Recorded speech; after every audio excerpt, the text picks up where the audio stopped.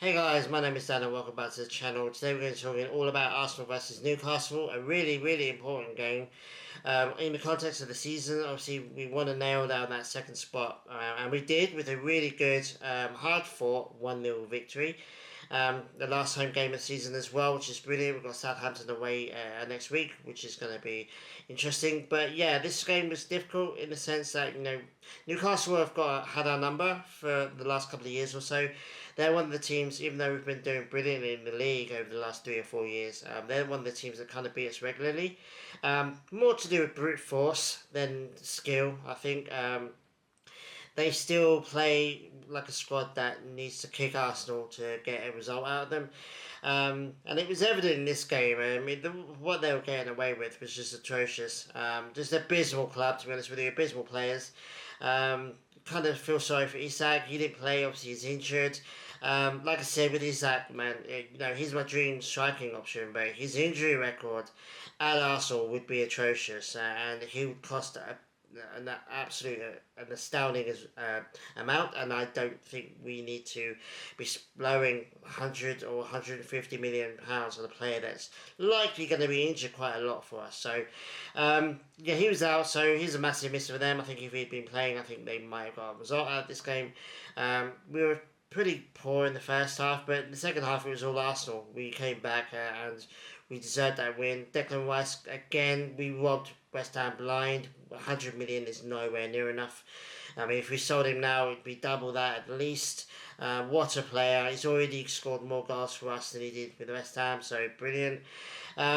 So, yeah, obviously, it all but seals second spot for us.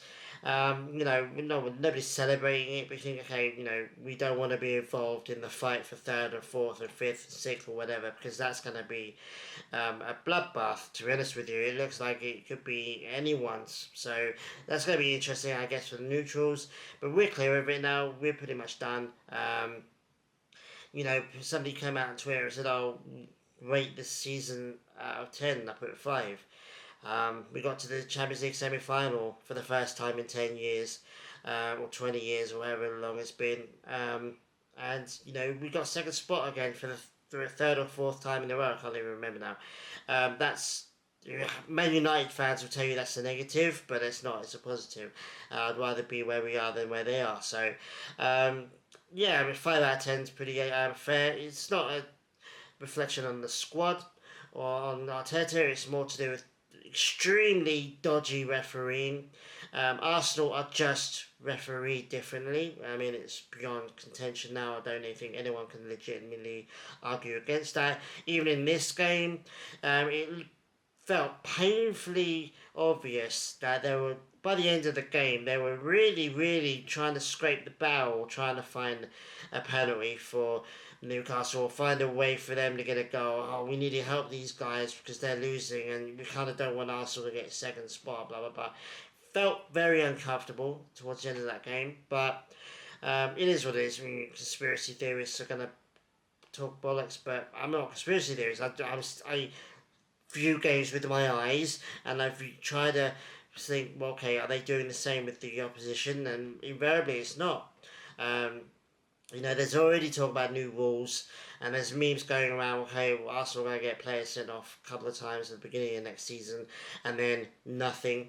The whole kicking the ball rule away was severely enforced against Arsenal for the first couple of months of this season, cost us, I think, at least 5, maybe 6 points. And by Christmas it had been discarded. They weren't bothered about it anymore. They'd sent off Arsenal. They cost Arsenal enough points. By Christmas it kind of looked likely that Liverpool were going to run away with the league. So they didn't have to enforce it anymore. And, whatever rule they're going to bring in next season, we just got to be careful. So, yeah, it is what it is. We got second spot. It's a halfway decent season. And it's the thing for me is it's build upon a ball. We've got a really good foundation. 2 or 3 really smart, top class, world class signings, and I think this team can win it all next year. Not just the Premier League or the Champions League or the FA Cup. I think we could go through it all next year. Again, Gyökeres is dominating the headlines. Sesko, I'm not bothered. I'm happy with either. Both have their merits. Both have their pitfalls. I'm not bothered. I'm not going to get too stressed over who we sign. It looks like Joe Garcia could be an Arsenal player. People want to make it like he's going to go to Villa to replace Martinez, but you know, any player worth their salt looks at Arsenal, looks at Villa, and goes, I kind of prefer Arsenal. So we'll wait and see on that one, but I think he'll be a really top class goalkeeper to challenge Raya. Um, but yeah, everyone knows with these kind of targets that Arsenal are looking for in the transfer window. I'm not going to go into them because they're not done deals yet. But I think we're going to have a really good squad next year. And I think it's going to be bulked by the 15, 16-year-old Max Dowman. Killing it with England's under 17s right now. Did an absolute blinder. I think they drew against Belgium last night. And yeah, he was in amongst it. There's clips of him just absolutely being unplayable. And then somebody else, he's a year younger than pretty much every other player on that pitch. That's how good it is. And I think he's definitely going to be a squad player next year. Similar to, Lewis Skelly and Ranieri, I think we're not just going to be jumping him in. I think he's going to be eased in. He's going to be, I think it'll be, it looks like he's going to go on the preseason tour for a start. And then I think he's going to start in the first game of the season on the bench.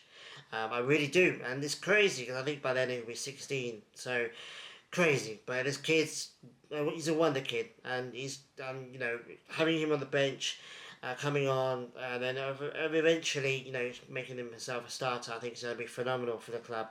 We're doing brilliantly right now. Hale End are killing it right now. Player after player after player is coming out there and doing really well for the team. So, yeah, we're really good. Obviously, we just got to keep the players that we have, keep the players that we want. Jorginho's already gone. Partey could still leave. He could still stay. There's a bit of a seesaw at the moment. I think Zinchenko's about to leave. Trossard may leave as well. Big question marks from Tomiyasu. If he's not healthy by the start of next year, I think he will stay at the club. So we don't sell players when they're injured most of the time. So yeah, I think we could still see some not surprising and surprising exits from the club in the summer. So we'll have to keep an eye on that. Obviously, I'll do a video as and when anything happens. But yeah, it is what it is. We've got Southampton away. We need to win that game just for pride. Everyone's beating Southampton this year. I think we should too. And then that's it then. And then, we're going to pre-season and, they obviously have a break. But then I'm kind of looking forward to pre-season, and I'm looking forward to the transfer window being open. I think we're going to do some really good stuff this summer. So, yeah, let me know what you think about the club right now, the season, Mikel Arteta, what players that you think we should get that I maybe haven't mentioned.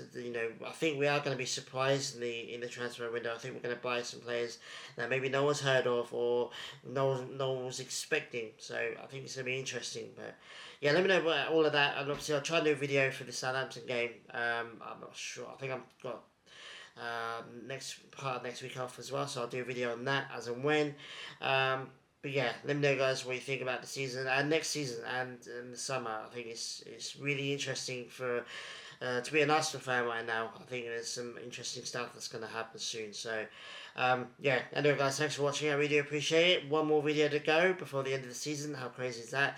I really appreciate all the support in this series on this channel. The views have been outstanding, the best yet. Last season was epic in terms of my average views for my videos, and they're blowing out the water this year. So I really do appreciate you guys. Like and subscribe if you haven't done already. I really do appreciate it. If you're new, comment down below and tell me, because it doesn't always tell me when somebody subscribes. It just, the number goes up or down, and I don't know who it is that subscribes sometimes it does tell me, so it's kind of weird. But yeah, if you subscribe and I haven't mentioned you guys already, then comment down in the comments and I'll give you shout outs in the next video. So yeah, anyway, guys, thanks for watching. I really do appreciate it, and I'll see you guys next week for the Southampton game. So yeah, take it easy. Adios.